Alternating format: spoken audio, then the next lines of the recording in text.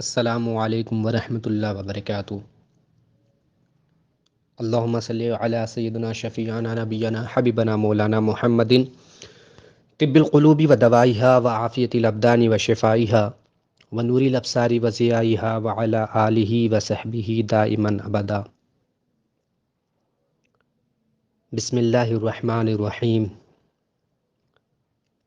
پچھلے درس میں آپ حضرات نے پڑھا ترکیب اضافی کس طریقے سے کرتے ہیں، مختلف اسموں سے مضاف و مضاف الیہ کی ترکیبیں کس طریقے سے ہم دو ورڈز کو جوڑتے ہیں اور اس میں جو مفہوم انگلش میں اپسٹرافی ایس کا آتا ہے، جیسے سلمانس بک، ریحانس بک، ریحان کی کتاب، سیم اسی پیٹرن پر یہاں ہم اس کو ترکیب اضافی کہتے ہیں، یعنی جوڑ دینا، لفظ کو اس طور پر جوڑنا کہ ایک کی دوسرے کی طرف اضافت ہو جائے۔ جیسے ہم نے کہا نام خدا، خدا کا نام، تو کا لفظ کا جو ہے یہ اضافت کے بعد یہ معنی پیدا ہو رہا ہے۔ اور اگر الگ الگ پڑھیں، نام، نام میں مطلب نام، اور خدا یعنی خدا، اللہ، خالق۔ اس درس میں ہم پڑھیں گے کہ ترکیب اضافی ایک اور اسم کی طرف مضاف ہے، یعنی ہم نے دو ورڈز کو جوڑ کے ترکیب کی تھی، اب ہم تین ورڈز کو جوڑیں گے، یعنی ایک اور اسم لائیں گے، ایک اور اسم جو ہے اس کو دوسرے کی طرف مضاف کر دیں گے، ایک اور اسم کی طرف مضاف۔ تو ہم نے پڑھا تھا، ترجمہ ہم نے بتایا تھا کہ جب بھی ترجمہ کرنا ہو تو پیچھے سے، فرام بیک سائڈ، یعنی نام رسول، تو نام کا ترجمہ بعد میں، رسول کا ترجمہ پہلے، یعنی رسول کا نام، نام رسول خدا، خدا کے رسول کا نام، خدا کے رسول کا نام، اس طریقے سے۔ اب دیکھیں آپ، پہلے میں دو ورڈز کو جوڑوں گا اور پھر اسی میں ایک اسم کو بڑھا کے اس کی اضافت دوسرے کی طرف کر دوں گا، اور اسی پیٹرن پر آپ ترجمے پر غور کریں اور کتاب کی لائنز کو ملائیں۔ نام رسول خدا، خدا کے رسول کا نام، رسول خدائے جہاں، پہلے دو ورڈز جوڑے، رسول خدا یعنی خدا کے رسول، رسول خدائے جہاں، دنیا کے خدا کے رسول، دنیا کا خدا، پھر ایک اور اضافت، دنیا کا خدا کے رسول، دنیا کے خدا کا رسول۔ نماز جمعہ رمضان، نماز جمعہ، جمعہ کی نماز، نماز جمعہ رمضان، رمضان کے جمعہ کی نماز۔ نماز دیکھیے سب سے پہلے ہے لیکن ترجمہ لاسٹ میں بالکل، اور رمضان کو پہلے بولنا ہے، یعنی رمضان کے جمعہ کی نماز، نماز جمعہ رمضان، رمضان کے جمعہ کی نماز، رمضان کے جمعہ کی نماز۔ خانہ پدر شما، شما میں نے پچھلے درس میں بتایا تھا کہ او آہاں، او آہاں یہ تھرڈ پرسن کے لیے بولا جاتا ہے، یعنی جو لوگ موقع پر موجود نہیں ہیں تو ایک واحد، او واحد کے لیے یعنی اس کا، اور آہاں وہ لوگ یا ان کا یعنی جمع کے لیے۔ اسی طریقے سے تو تیرا، اور شما تم لوگوں کا، اور تو تیرا بھی ترجمہ کر سکتے ہیں، تم بھی کر سکتے ہیں، اور شما تم لوگ یا تمہارا کر سکتے ہیں۔ من مطلب میرا اور ما مطلب ہمارا، تو اس کو بھی دھیان میں رکھیں، ذہن میں محفوظ رکھیں اور اس کے بعد ترجمہ کریں۔ خانہ پدر، باپ کا گھر، خانہ پدر شما، تمہارے باپ کا گھر۔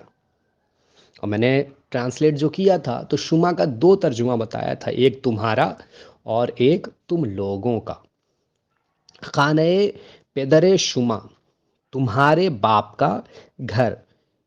کتاب برادرش، آپ نے لاسٹ لیسن میں پڑھا تھا شین تے میم، 3 علامتیں پڑھی تھیں کہ اگر یہ علامت کسی ورڈ سے جڑ جائیں تو وہ کیا معنی پیدا کریں گی.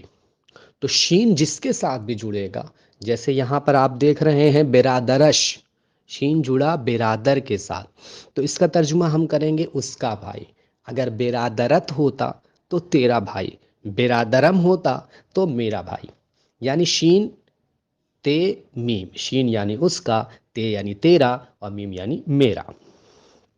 کتاب برادرش، اس کے بھائی کی کتاب. وقت نماز، نماز کا وقت. وقت نماز شام، شام کی نماز کا وقت. روزہ ماہ، مہینے کا روزہ. روزے ماہ رمضان، رمضان کے مہینے کا روزہ. کباب گوشت، گوشت کا کباب. پہلے 2 ورڈز جوڑیے پھر تیسرا جوڑ دیجیے. گوشت کا کباب. کباب گوشت بز، کس کے گوشت کا؟ بکری کے گوشت کا کباب. قرآن شریف پسر من، من یعنی میرا، اور یہ متکلم ہے، واحد کا صیغہ ہے، اور ما یعنی ہمارا، وہ جمع متکلم کا صیغہ ہے. تو یہاں کیا ہے؟ قرآن شریف پسر من.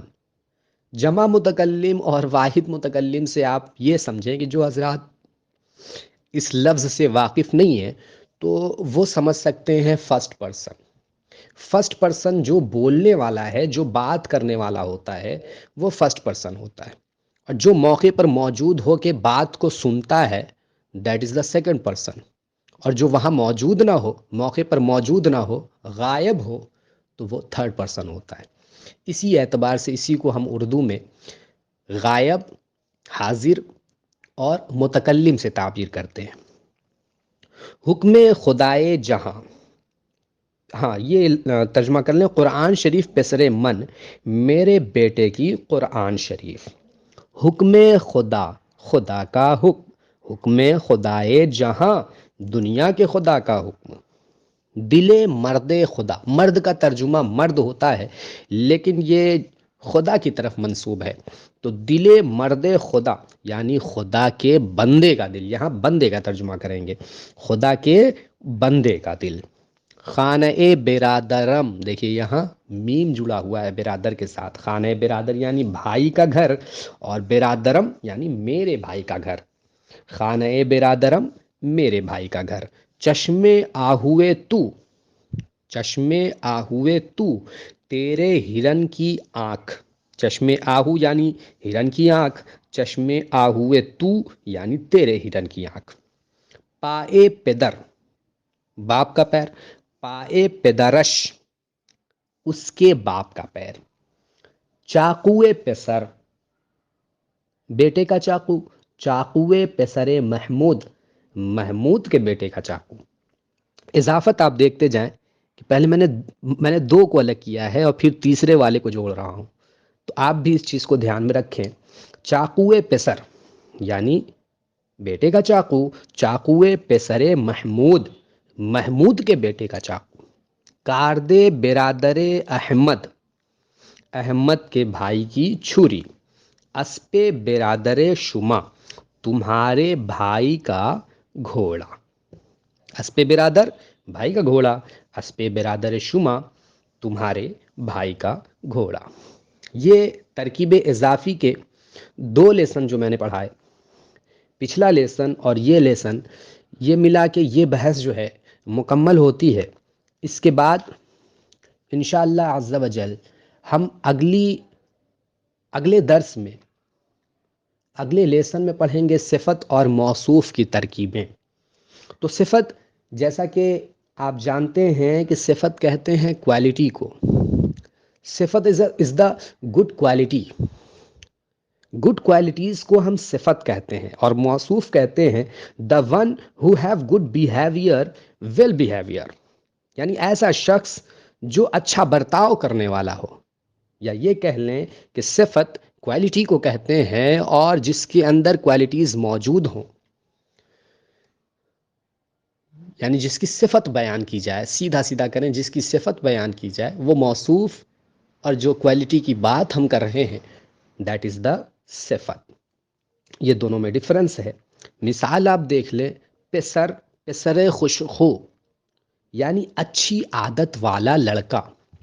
تو اچھی عادت کا ہونا یہ صفت ہے. میں نے بتایا گڈ کوالٹیز آر دا صفت. گڈ کوالٹیز جو ہوتی ہیں یہی صفت ہوتی ہیں. ٹھیک ہے. اور پسر یہ صفت کس کے اندر پائی جا رہی ہے؟ پسر کے اندر پائی جا رہی ہے. یعنی پسر جو ہے لڑکا، یہ موصوف ہے the one who have good behaviour, well behaviour. تو انشاءاللہ عز و جل یہ درس جو ہے، تیسرا لیسن صفت موصوف کی ترکیب، پورے طور پر انشاءاللہ عز و جل اگلے درس میں بتایا جائے گا. تب تک کے لیے آپ ان 2 درسوں کو یاد رکھیں، اور جو بات ان میں نہ سمجھ میں آئی ہو وہ آپ کمنٹ باکس میں پوچھ سکتے ہیں، سوال کر سکتے ہیں. جو چیز بھی نہ سمجھ میں آئی ہو بلا تکلف آپ پوچھیں، لیکن صرف سبق کے متعلق ہی پوچھیں، اسباق سے ہٹ کے کوئی سوال نہ کریں. جزاک اللہ خیرہ.